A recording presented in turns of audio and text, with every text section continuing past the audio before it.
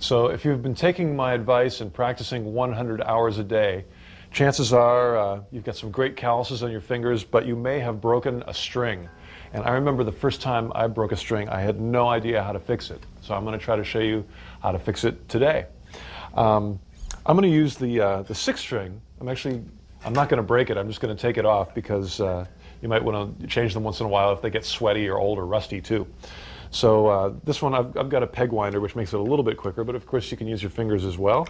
And I'm going to loosen it up. I'll turn it up a little bit so you can hear.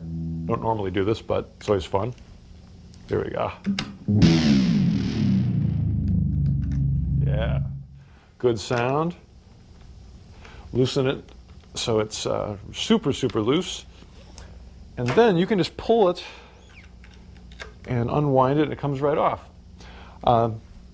The next thing is there's a bead on the end of the string that keeps it attached to the bridge. And so you're going to have to push this through a little bit. Oh, and you know what? I might have to take the back off because it gets stuck on the plastic thing. Oh, no, sorry. I don't have to take the back off. But if you want to, you can. This unscrews and gives you real easy access to all this. I managed to get it through without taking it off. And just pull it out, and your string is off. And don't step on the ends because sometimes they're sharp and you don't want to cut your toe. So I'm going to wind that up and get a brand new string. It looks like this. Unwinder. And feed it back through that little hole. You can see, underneath this plastic thing, there's the holes in the bridge itself, and it feeds through pretty easily. Actually, easier than it was getting it out. Just pull it right through there. And one nice thing about guitar strings is the new ones are always going to be, much longer than you need. You don't have to worry about the length. It even makes it to this one, but you only have to make it to the short one in this case. So there's a little hole, so just feed it through that hole. And you want to have a couple of winds around that peg so it holds it good and tight. You sort of get a sense of it. I usually just leave a little bit of slack, and sometimes I'll hold it with my right hand, with my fingers like this, and then I'll use my first finger to sort of hold it down so it's a little bit flat. Start turning it. You want to turn it so, I guess this would be counterclockwise, this guitar. And the reason I'm holding it here is to make enough tension to make a good crimp on the metal. I also pushed up on the string here to get it out of the way. So when it goes all the way around, it will go underneath. When it starts wrapping, it'll go underneath that first wrap. So each time it wraps underneath, not over. And that'll keep solid pressure on the nut. Of course, if you've got one of these string winders, that makes your work a lot faster. And we're going counterclockwise again to tighten it up. Once I feel the pressure on my right hand, I can let it go.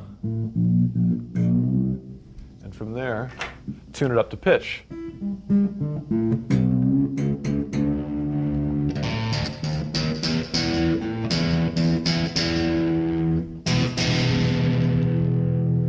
Now the last thing I want to do when I get the new string on is give it a little bit of a stretch. A brand new string always needs to be stretched just a little bit.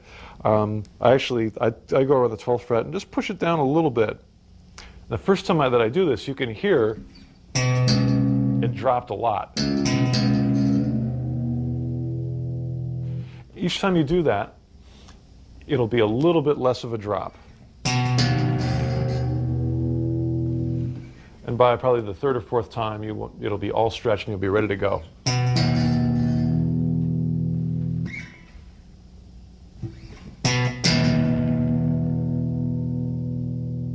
Yeah. So last but not least, when you're changing a guitar string, you've obviously got a big long thing hanging off there, and that can make noise. It can also poke you in the eye or cause all kinds of trouble. So It's good to have a pair of wire clippers around.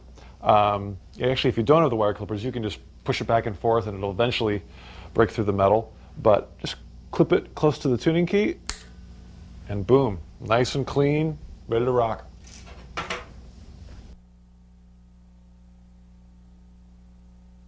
So now I want to show you some of the parts of the electric guitar that aren't so obvious, some of the mysterious parts. When I first got an electric guitar, there was a lot of things that I didn't quite understand, and so hopefully I can take some of the mystery out of it. I brought with me a Phillips head screwdriver, and the first thing I want to show you are the pickup height adjustment screws. Obviously you've got 3 pickups, and each one of them you can decide how high it is, off the body and how close to the strings it gets. Why would you want to do that? Why do you want to change it? Basically, if the pickup is closer to the strings, it's going to be a little more high output, a little bit louder, a little more distortion. Although you can't have it too high because then it'll touch the strings and it'll start buzzing and making noise. So you want to get a good balance, and you can just, if you turn it clockwise, it's going to go higher towards the string, and if you turn it counterclockwise, it's going to get lower, further away from the string and quieter. You don't want to go too low because then the screw will come out of the pickup and the pickup will be loose. So be a little bit careful with that. It's easy to fix, but you want to keep it in good shape. The next thing I want to show you is the back of the guitar has a plate that you can usually change strings without taking it off, but sometimes it is easier if you do take it off. And plus I can show you a little bit about how the tremolo works. The whammy bar, that is. So I already took a bunch of the screws off, so this is pretty much ready to go. And there, I've slid it off, and look at that thing. How the heck does that work? This is the back of the bridge, and this actually moves. I'll show you in a second. It's got springs, so the springs balance the tension of the strings, springs and strings. So I'm gonna put the whammy bar in, and I'll show you just how it works. So you can see when I move the whammy that this bridge moves. And there you go, it's moving. And you can even hear. And you can see how if you didn't have those springs, the bridge would just fly out of there. So you got to make sure to keep those springs in there good and tight. And if this is off, it gives you really, really good access to putting the strings in and out of there. So a lot of times it's easier to change the strings that way. If you put in a heavier gauge of strings, it's going to be more tension on the front of the guitar, so you need to screw this in a little more to balance it. But that's something that you might want to have a guitar tech do at your local music store. It's a little bit tricky, but it's certainly not going to break it to mess around with it. So that's what all that does. Let's put it back on. Oh, the input jack. This occasionally, if you play your guitar all the time, or if the temperature changes, like if you bought your guitar in the summer and it changes to winter and it gets cold, sometimes the little nut on this will come loose. Of course, you can tighten it with a tool or set a needle nose pliers. But if it's really loose, sometimes it's good to unscrew all 4 of these screws, pull it out so you can hold the back side of it. That way it won't get twisted around too much, and it'll keep all the wires inside in good shape. I love that sound. Bzz. And underneath this plastic thing is all the wiring for the pickups and the knobs.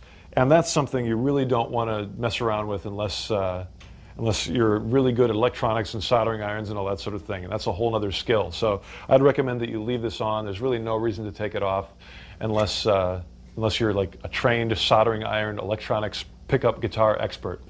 So that should be fine. Just leave that on there and you'll be set to go.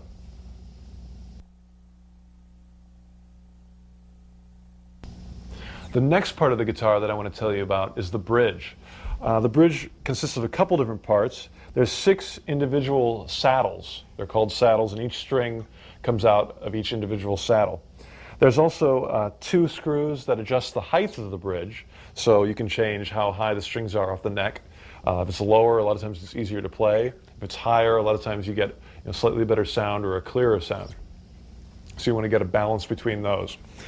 There's also screws back here that will adjust the distance of the string, between where it starts off the bridge and the nut. It's a very fine and small adjustment, but it can help you stay in tune.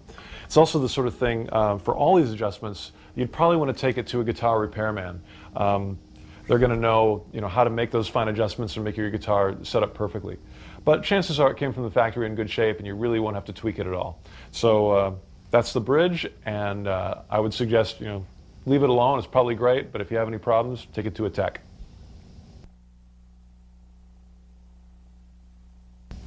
Up in this part of the guitar is something called the truss rod. You can't see it because it's actually inside the neck. It's a piece of metal that runs all the way up and down, and it keeps your neck strong and it keeps it in the right position. It can be adjusted, and there's a little hole up here where you can put a tool in and turn it left or right. I would recommend leaving it alone because it does take some training to figure out which way to turn it and how to get it right. You shouldn't really have to mess with it because chances are the guitar is in perfect shape out of the box. If you feel something's wrong, then I would take it to a guitar tech at your local music store. He knows what to do and he can get it rocking for you.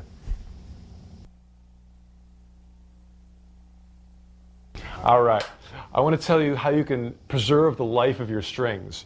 If you play guitar all the time, they tend to get rusty. They tend to get, just like the dirt from your fingers will get in them. And so we want to try to keep them clean. Best way to do that is after you're done playing, you can take a rag or a washcloth or a paper towel or anything and just wipe them off.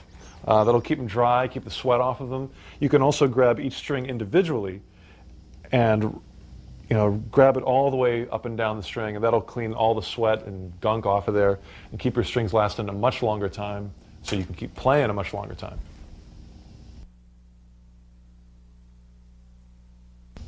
The other thing that you can do to keep your guitar in good shape is sometimes the fingerboard, if you play a lot, will get get a little dirty or get some scum on there, and you can clean that off you can go to your guitar store and get some lemon oil or guitar cleaner, and that'll take it off. It'll also keep the wood on your fingerboard in good shape.